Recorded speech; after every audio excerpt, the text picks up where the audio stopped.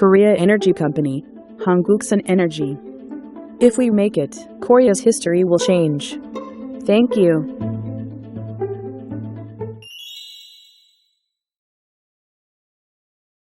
안녕하십니까. 오늘 이 시간에는 알리백, 알리백이 뭐냐 이 부분에 대해서 제가 말씀을 드리겠습니다. 우리가 이제 이 알리백이라는 말이 이번에 그 대선 후보 토론에서 이게 나오면서 화제가 되기도 했죠. 그러나 이 알리백은 이미 이런 에너지에 관련된 사람들은 이미 전에서부터 회자가 되고 있던 그런 내용이었어요. 우리가 이 알리백을 알기 위해서는 전체적인 에너지 전환의 이 흐름을 우리가 이해를 해야 되는데 깊이 할 필요는 없는 것 같아요. 알리백이 이거보다는 왜 이런 또 파리 기후협약을 통해서 어떤 에너지 전환들이 추진되고 있는지를 우리가 그 개념만 알고 있으면 충분하다고 생각합니다. 그래서 잠깐 간단하게 설명을 드릴게요. 알리백, 리뉴어블 에너지 100%. 자, 이것은 뭐냐? 석탄, 천연가스 같은 화석 연료 대신 태양광, 풍력 같은 재생 에너지로만 100% 전기를 만들어서 이산화탄소 같은 온실가스 발생을 억제하여 기후 위기에 대응하려는 캠페인입니다. 이 알리백은 어떤 제도적인 조약이나 이런 것처럼 제도적으로 이렇게 묶이는 것이 아니에요. 그냥 자발적인 캠페인이라고 보시면 됩니다. 그럼 알리백이 나오는 과정은 뭐냐면 2015년대 파리 기후 협약을 성공적으로 만들어주기 위해서 그 방안 중에 하나로 2014년에 나온 그런 캠페인이에요. 영국의 더 클라이밋 그룹이랑 CDP 여기 주도를 해서 했던 것인데, 그런데 이 알리백에 해당되는 것은 아무 기업이나 막 하는 것은 아닌데요. 포춘 선정 1000개 글로벌 그룹, 세계적인 글로벌 그룹에 해당되는 그룹 중에 그 대상이 이렇게 정해지는데, 현재는 약 한 340개 그룹이 알리백에 동참하고 있습니다. 애플이나 구글, 마이크로소프트, 인텔, 나이키 등등등 우리가 이름만 들으면 알 수 있는 그런 세계적인 글로벌 그룹들이 동참을 하고 있고요. 우리나라에서는 SK 하이닉스, 텔레콤, KB 하나은행, 롯데칠성, LG 등등 점점 더 이 알리백에 참여하는, 이 캠페인에 참여하는 그룹들이 늘어나고 있죠. 그러면 우리가 이제 이 알리백이 2015년 파리 기후 협약을 성공적으로 완성하기 위한 방안 중에 하나였는데, 그럼 파리 기후 협약이 왜 생겼느냐? 이런 에너지 전환의 흐름을 잠깐 말씀드리자면 이래요. 우리가 인류가 여러 가지 진화를 이렇게 해오는 과정에서 산업혁명을 맞습니다. 산업화가 급속도로 추진이 돼요. 그러면 그때는 어땠었냐면 공장의 굴뚝에서 시커먼 연기가 막 끝없이 뿜어져 나오면은 그 도시가 굉장히 경기가 좋고 잘 사는 도시 같았어요. 발전이 막 되는. 그렇게 우리는 산업화를 통해서 그걸 기반으로 해서 지금 현재 우리가 와 있는 것은 맞습니다. 그러니까 그렇게 무분별하게 기후를 변화시키고 지구를 막 못 살게 했죠. 자, 그러면 이 선진국들 입장에서 봤을 때는, 물론 이제 개발도상국이나 기타 이런 후진국들도 마찬가지지만, 특히 선진국의 시각에서 봤을 때는 좀 복지도 누리고 그냥 좀 편안하게 잘 살고 이랬으면 좋겠는데, 그동안의 산업화를 이루면서 망가뜨려 놓은 지구의 이 기후변화에 속수무책으로 지금 방법이 없이 지금 뭐라 해야 되나, 거의 생존의 위기까지 와 있는 거예요. 우리가 잘 알고 있는 엘니뇨 현상, 라니냐 현상 이런 거 대표적이잖아요. 막 여름에 막 폭염 50도가 넘어가고 어떨 때는 여름에 막 눈발이 날 때도 있고 겨울에 막 영하 30도 밑으로 떨어지고 또 어느 해에는 겨울에 반팔 입고 다니고 기후가 막 엉망이 돼버리는 거예요. 그러면 어떻게 해야 돼요? 생태계부터 깨지기 시작하면 결국은 인류도 못 사는 그런 황폐한 지구가 돼버리는 거죠. 그러니까 먼저 선진국에서 그런 기후변화에 대한 위기를 느끼는 거예요. 상대적으로 개발도상국이나 이런 데들은 우리도 빨리 산업화를 막 해갖고서 우리도 잘 사는 나라가 돼야 되니까 먹고 사는 게 급하니까 상대적으로 좀 덜했죠. 그러나 이 기후변화에 대응은 잘 사는 나라든 못 사는 나라든 일단 사람이 살고 가야 될 거 아니겠어요. 그러다 보니까 이 파리기후 협약을 통해서 탄소 인증 이런 부분들 우리나라도 2050년까지 탄소 중립을 선언을 했잖아요. 이런 기후변화에 대응하는 이런 것들을 전부 파리 기후 협약에서 여기서 다뤄져서 우리나라도 매년 어떻게 탄소를 줄여 나가겠다는 것을 다 보고서를 제출하고 또 검사도 받고 이렇게 하는 거예요.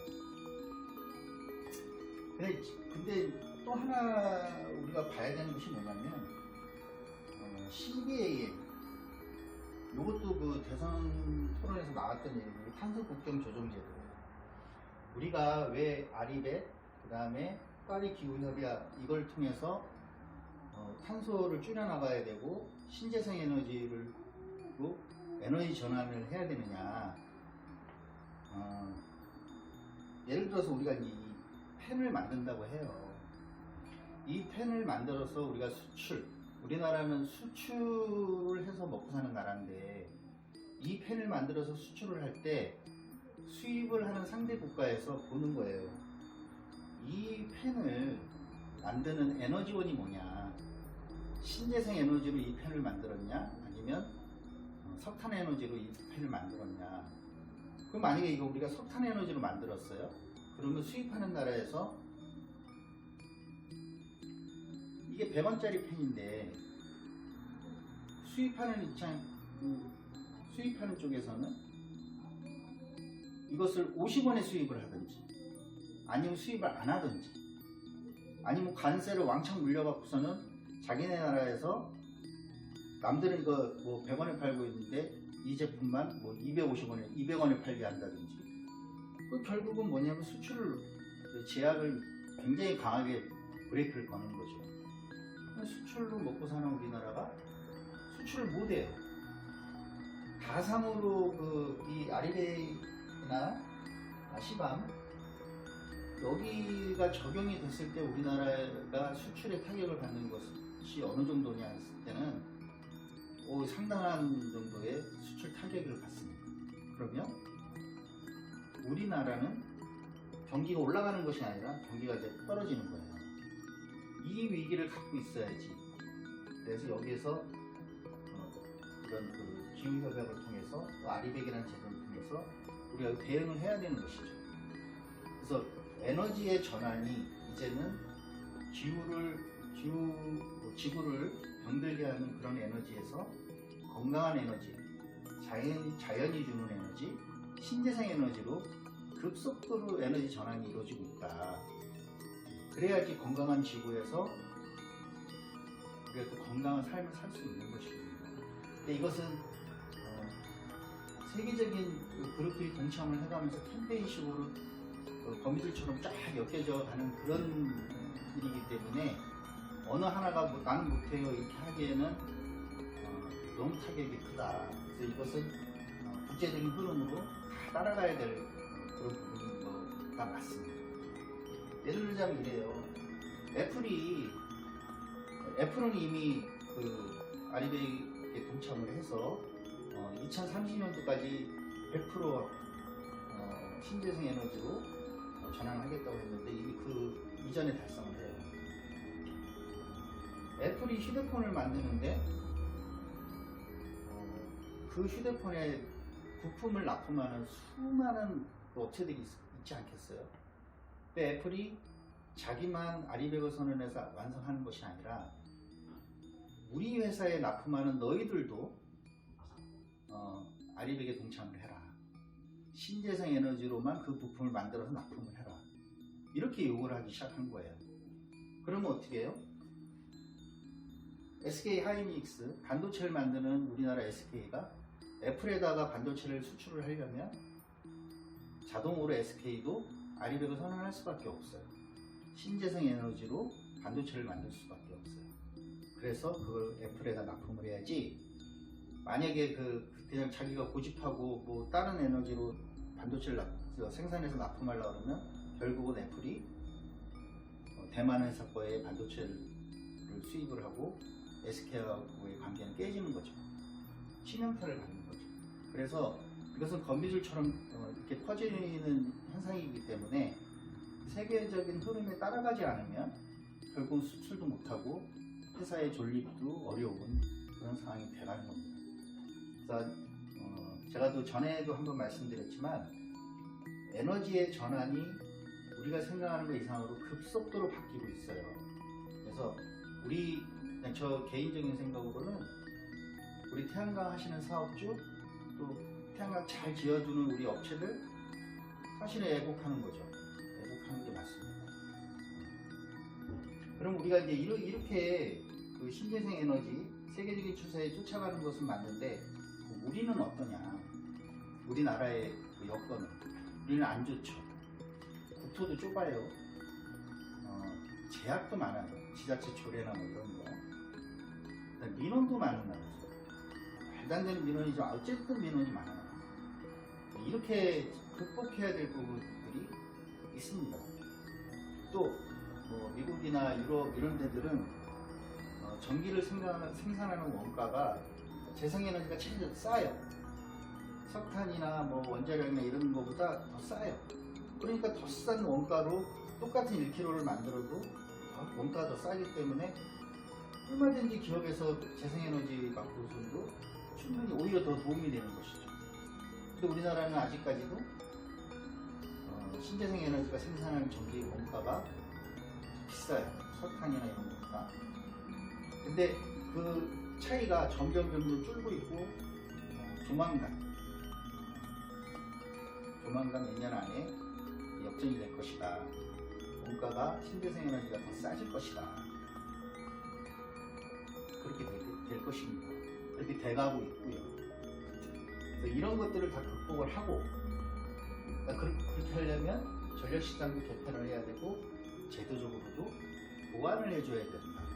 그래야지 신재생에너지로의 전환이 원만하고 빠르게 될 수가 있다. 세계적인 흐름에 우리도 발맞춰서 가는 것이다. 이렇게 이해를 하시면 될 것 같아요. 근데 이제 정치적인 얘기는 하고 싶지 않지만 뭐 석탄 발전소를 뭐 더 짓겠다, 뭐 폐기하지 않고 더 연장하겠다, 이런 것은 세계적인 이런 에너지 전환의 추세에 역행하는 것이죠. 사실은 그거는 잘못된 거예요. 지금 뭐 더 짓겠다는 얘기는 아닌 것 같기는 하지만 없애는 순서가 맞는 것이죠.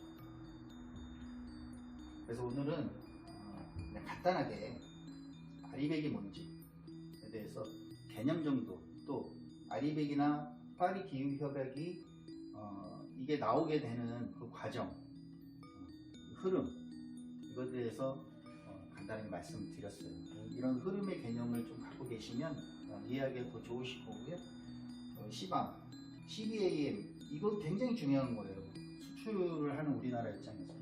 이거 나중에 수출길 막히고 막 이러면 이거는 그때 가서 이게 하루아침에 에너지 전환이 하루아침에 될 수가 없기 때문에 이 기준에 맞춰 가는 그런 신재생 에너지의 전기 생산 포지션을 그 정도 맞추려면 이게 1, 2년으로 해결이 안 돼요. 그래서 우리 기업들이 수출하고 뭐 이거 하는 데 있어서 우리 신재생 에너지로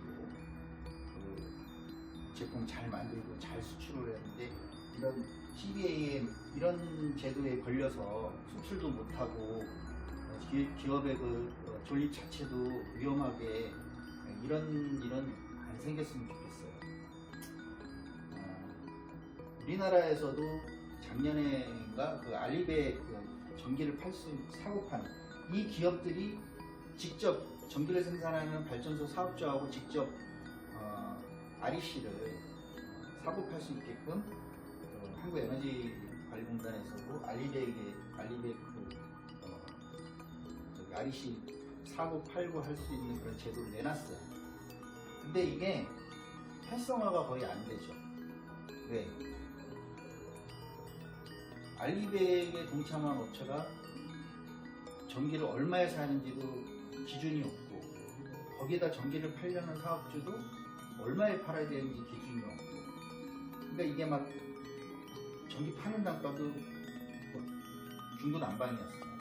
그러더니 두 번째 할 때는 그 매입 양이 상당히 줄어버리고, 그리고 지금 그런 과도기를 겪고 있는 것 같아요. 저도 사실은 정확하게 뭐 어떻게 그 알리베 업체하고 어떻게 전기를 팔고 하는지를 잘 몰라요. 저도 이제 공부를 좀 해야겠죠.